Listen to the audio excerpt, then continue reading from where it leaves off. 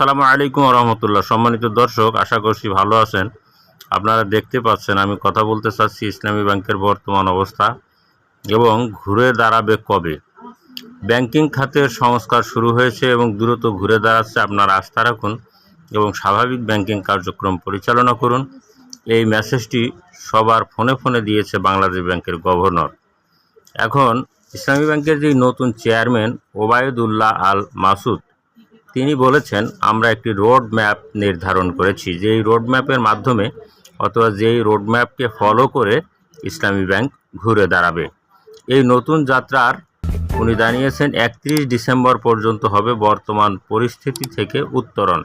আপনারা জানেন বিগত সরকার পুরো ব্যাংকিং খাতটাকেই ধ্বংসের দ্বারপ্রান্তে নিয়ে গিয়েছে, ইসলামী ব্যাংকও তার মধ্যে অন্যতম। এইখান থেকে উত্তরণের জন্য তারা সময় নিয়েছে 31 ডিসেম্বর এবং 26 সাল থেকে 27 সালের মধ্যে দ্বিতীয় অধ্যায় হবে ঘুরে দাঁড়ানোর বছর এবং তৃতীয় পর্যায় হবে এগিয়ে যাওয়ার বছর, সেটা হলো 27 থেকে 29 সাল পর্যন্ত। আসলে এতদিন সময় ইসলামী ব্যাংকে লাগবে না, তারা খুবই ভালো করতেছে, প্রত্যেক দিন তারা ভালো করতেছে, ইনশাআল্লাহ ভালো করবে। ধন্যবাদ সকলকে, আল্লাহ হাফেজ।